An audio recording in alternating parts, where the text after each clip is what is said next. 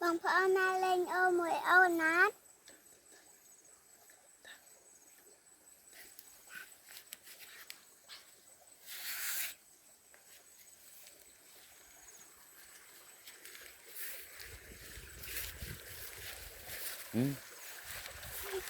thật ơi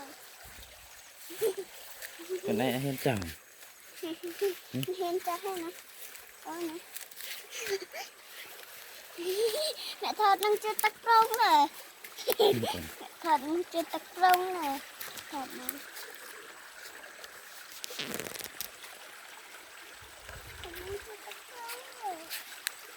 bảo mình nó anh chưa rồi rồi đây nè dạ anh chưa rồi cho thế nào cho tiền làm thế nào cho bà cho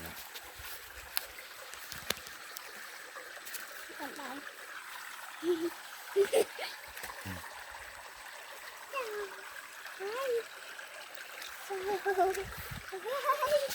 chào má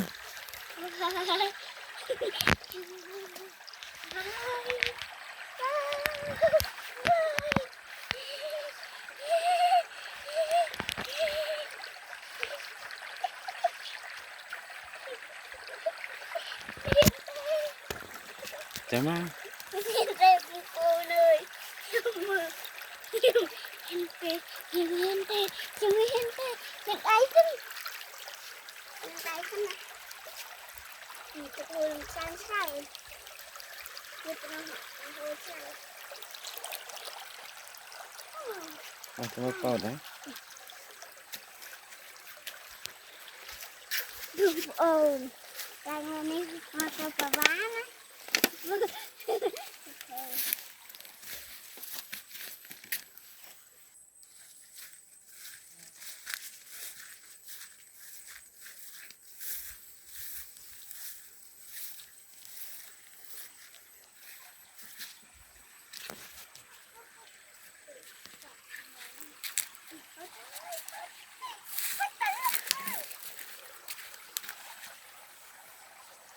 สบายไหม dạ สบายchứ mà chẳng mà mày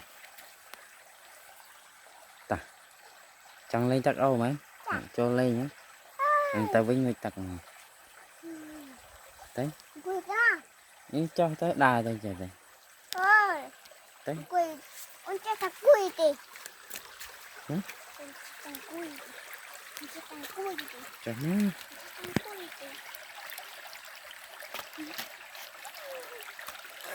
đi trời trên không đây cho nên tắc hồ hồ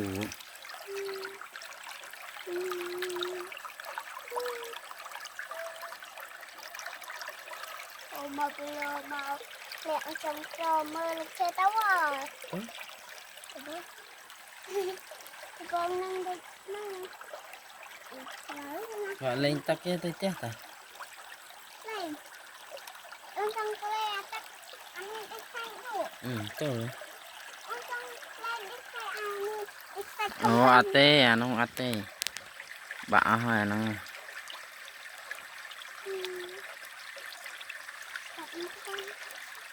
cho đó cho liền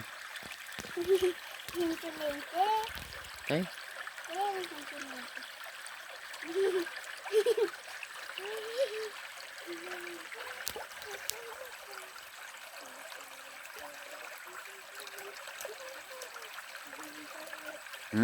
cho lên tật ăn cái trái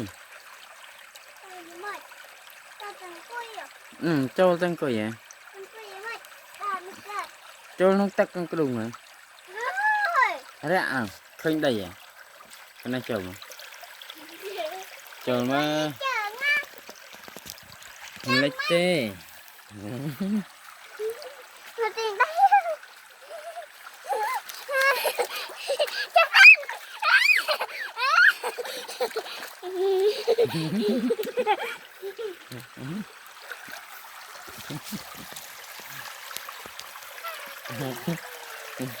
cây cho này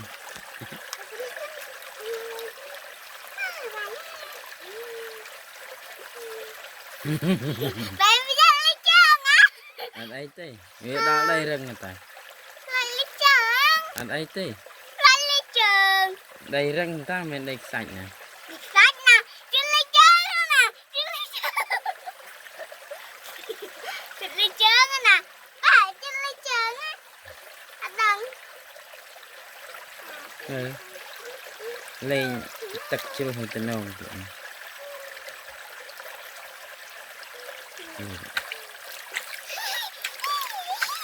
sao được sao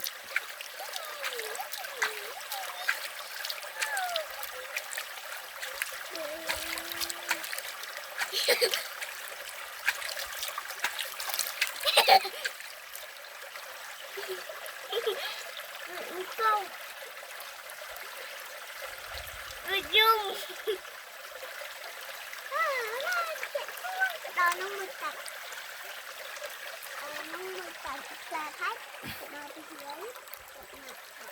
Này tập ở khách ôn mực cạch. Này cũng nhá. Này cũng nhá.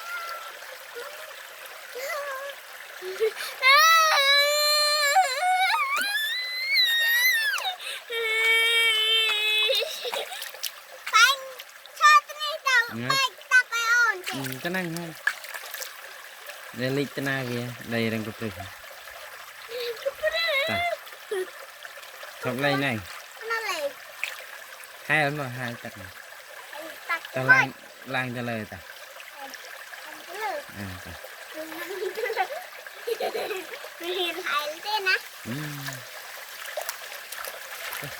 ta lang hai lấy lang đa rồi đa tay ăn chết ăn hiện đại chân pì cái chân buồn đấy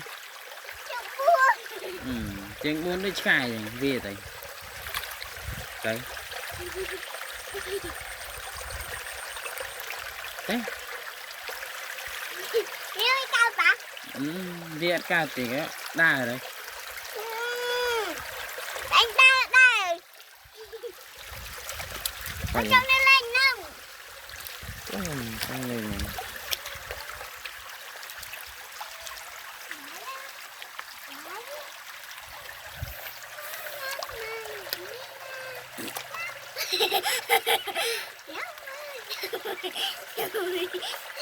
Tên không ít thùng sụi mình tít tên thùng sụi ít thùng sụi mình tít nhịp quá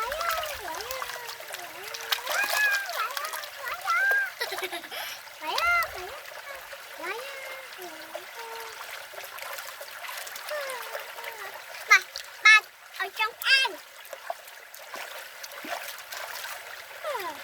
mơ bố miền An á ôn hai mong anh chưa hai á nó trung chấm cho tụi miền An bọn hai cao miền An trong hai cao tỉnh miền An á hai cao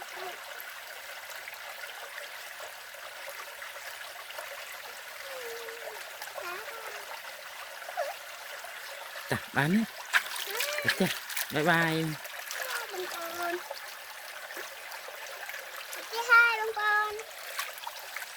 con cầm ăn nó đau tao lần mà đây hả mày cho lục nó tính này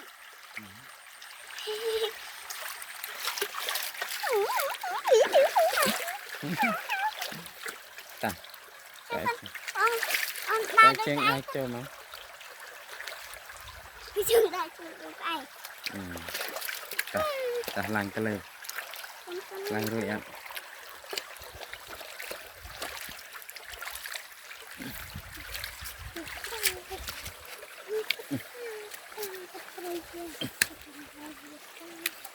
tam lắm